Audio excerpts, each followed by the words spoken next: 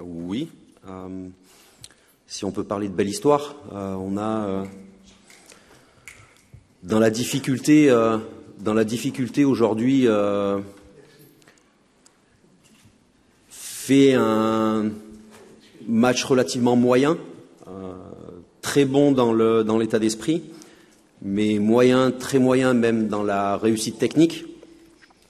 Et avec les joueurs, le staff et le club, on était tous d'accord à la fin du match pour dire que si on voulait que nos objectifs de début de saison deviennent plus importants, la notion technique, l'application qu'on va mettre dans la passe, la réussite technique dans nos animations, il va falloir très rapidement l'améliorer parce qu'aujourd'hui on a beaucoup de lacunes à ce niveau-là. D'où venaient les difficultés défensives en début de match? L'équipe était souvent déséquilibrée en retard. Ça vient de Nice aussi. Nice avec un système à 4 milieux devant Nampalys Mendy, c'est une équipe qui est capable de se projeter rapidement vers l'avant. Donc elle avait mis en difficulté Toulouse, elle a mis en difficulté Lorient. C'est normal qu'elle mette également en difficulté Bordeaux, qui plus est dans leur stade.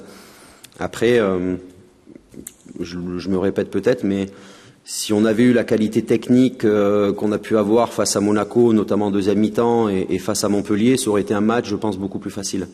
Voilà. On se l'est rendu difficile par nos propres erreurs. C'est l'absence de Plasil qui fait que vous avez moins quelques équipes. Les absences de Plasil, de Traoré, de CV, de Jussier, on a quand même les joueurs qui arrivent à fluidifier un peu le jeu, à offrir des solutions soit pour la passe, soit pour les dernières passes. C'est sûr que ça commence à faire beaucoup.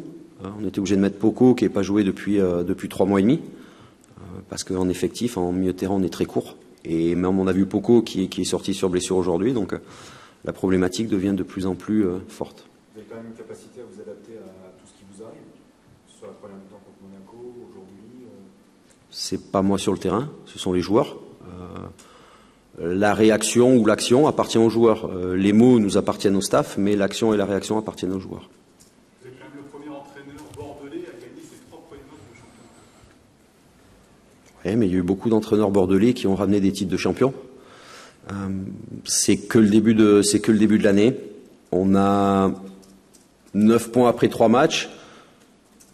On le redit, en termes d'état d'esprit, pour nous d'avoir 9 points en 3 matchs, c'est pas une surprise, parce que l'état d'esprit est là, parce que l'adhésion des joueurs est là, les efforts au quotidien sont faits. Mais c'est sûr que si on veut continuer à, je dirais, notre bonhomme de chemin, il va falloir mettre un petit peu plus que ce qu'on a montré ce soir. Votre équipe a quand même fait preuve de réalisme, notamment en deuxième période. Non, je disais, M. Lanois n'a pas eu que des décisions faciles à prendre ce soir, il y a des décisions particulières, en effet, de jeu pas. Qu'est-ce que vous pensez par exemple de l'expulsion des 2 cartons de Diabaté? Les 2 fois, il ne voit pas le défenseur, mais bon, les 2 fois, il peut faire mal, très mal. Donc pour moi, les 2 cartons jaunes sont mérités.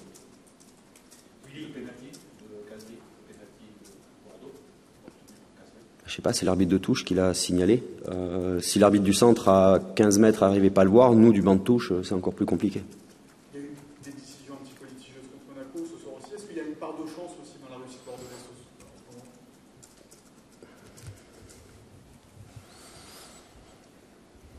Un peu, peut-être.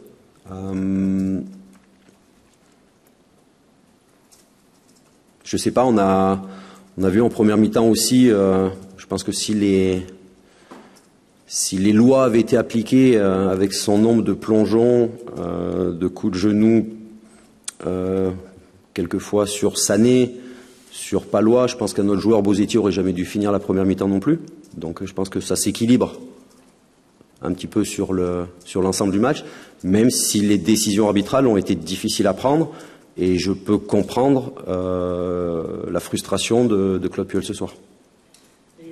Les dernières saisons, Bordeaux avait du mal à garder un score. C'est 3 fois que vous menez, que vous ne prenez pas de but. Est-ce que vous l'avez travaillé depuis votre arrivée, même si vous n'étiez pas là? Non. Non, on travaille pas. On peut pas travailler. On peut pas faire travailler une équipe en lui disant si tu marques, après on va travailler comme ça. Nous, on essaye, même quand on marque un but, on essaye de continuer à jouer notre jeu, même si ce soir c'était plus difficile. Je pense que le but de Sertic montre une vraie ambition dans le jeu. C'est-à-dire qu'à la récupération, on a beaucoup de joueurs qui se sont projetés vers l'avant, qui ont fait un effort de 80 mètres, sans savoir si c'est une action qui allait aller au bout. Et ce sont des attitudes comme ça qui vont nous aider à continuer à progresser. C'est un modèle de contre-attaque. Et le deuxième aussi, il y a beaucoup d'altruisme de la part de Diabaté. Diabaté, il n'a pas eu de préparation athlétique. Il en a son deuxième but. Une passe décisive aujourd'hui, c'est de l'altruisme. On a eu ces questions-là en conférence de presse cette semaine sur l'altruisme, l'égoïsme des attaquants. Je suis content qu'il ait fait preuve d'altruisme ce soir. Mais quand c'est pour le bien de l'équipe, voilà, c'est Cheikh à tout donner. Malheureusement, il a 2 gestes malheureux qui, pour tous les gens qui le connaissent, tout le monde sait très bien que c'est pas un joueur qui veut faire mal. C'est un gentil garçon.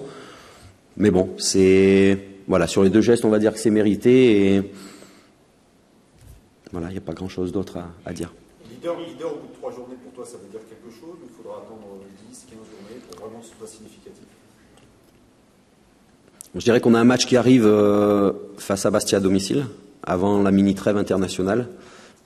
Ça serait bien que, quand on commence cette mini-trêve internationale, on était au bout de ce qu'on pouvait faire. Donc le match de Bastia a une grande importance. Ça va être chez nous, devant notre public. Comme on l'a dit face à Monaco, quand on joue sur son terrain, avec son public, l'objectif forcément est toujours les 3 points. Donc là, ça voudra dire quelque chose? Ça voudra dire qu'on aura fait un très bon début de saison, avec de belles attitudes, mais également avec beaucoup de choses à améliorer, parce que bientôt on va rentrer dans le dur, parce que en janvier il y aura la CAN, on aura beaucoup de joueurs qui vont partir, donc aujourd'hui on essaye de réfléchir match après match, de se concentrer sur le prochain match. Ce soir dans l'avion et demain au décrassage, les joueurs, comme on aime se dire, vont un petit peu se taper sur le ventre, en se disant qu'ils ont pris les 3 points, qu'ils sont très contents. Mais dès mardi par contre, on se remettra immédiatement au travail, de façon à ce que la digestion de notre victoire aujourd'hui se passe un petit peu mieux que la digestion de notre victoire face à Monaco. Vous avez le triomphe modeste, Willy, est-ce que c'est la marque de fabrique? Non, pas du tout. Je sais m'emballer quand on doit s'emballer. Aujourd'hui, on peut pas avoir un triomphe modeste, c'est pas un triomphe. On a fait 3 matchs, on a gagné 3 matchs, c'est bien. Il faut continuer, mais la route est encore longue et l'équipe peut encore énormément progresser. Pourquoi c'est sérieux? C'était déjà les adducteurs? Ça a tiré un petit peu. On fera l'état des lieux demain matin et en début de semaine. Est-ce qu'il y a une marque de fabrique pour les seniors? Non. C'est, comme je l'ai dit tout à l'heure, c'est les joueurs qui sont sur le terrain. Donc les actions et les réactions leur appartiennent. On les travaille dans la semaine, c'est sûr, mais une fois sur le terrain, c'est eux qui sont les maîtres du jeu. Merci. Merci, c'est gentil. Oui, c'était un match animé. Il fallait garder son calme.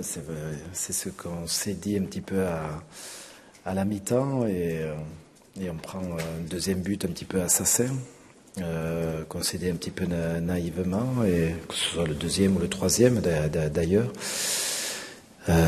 C'est bien dommage parce qu'il n'y a pas eu trop d'incursions de cette équipe, mais ils ont été très très réalistes avec des faits de jeu qui leur vont bien. À ce rythme-là, c'est vrai que Bordeaux va gagner pas mal de matchs, mais c'est dommageable, oui, parce que je trouve qu'il y a pas mal de faits de jeu sur le match et nous sommes tous contraires, que ce soit en première, que ce soit en deuxième mi-temps. Donc ça fait un petit peu lourd à porter pour mes joueurs qui, je pense, ont tout donné. On fait un match très très sérieux avec une bonne première mi-temps, même si de temps en temps on a manqué un petit peu de métier dans certaines circonstances. Mais globalement, j'ai rien à reprocher à mes joueurs parce qu'ils font le match plein avec beaucoup d'intention, des occasions, beaucoup d'occasions en première mi-temps. On avait des situations pour faire le 2-0 qui était assez conséquente et on n'a pas réussi à le faire. Donc un petit peu de tout dans ce match, avec une certaine frustration vu les efforts déployés et puis l'investissement de mes joueurs.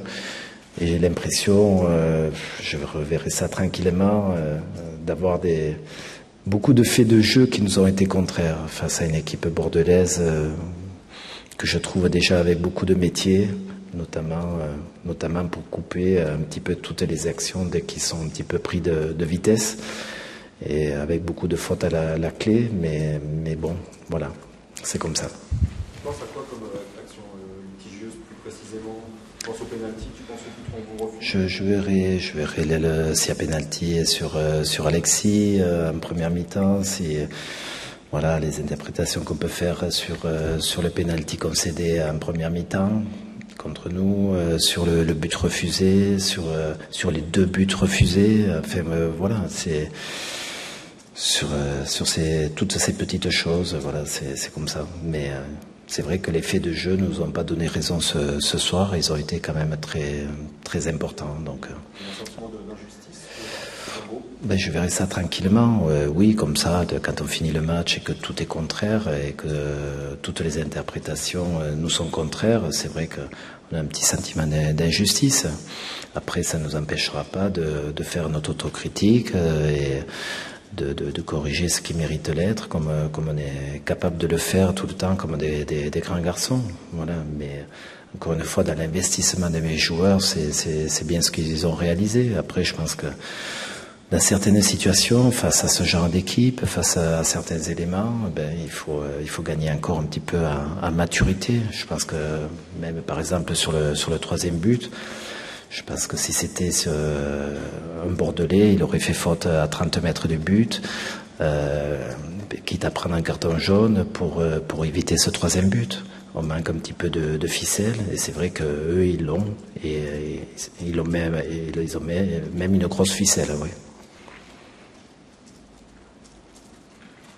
D'autres questions concernant le Bordeaux, c'est le tube de l'été, leader du championnat, cette équipe de Bordeaux, elle vous a un peu impressionné ou pas tellement finalement?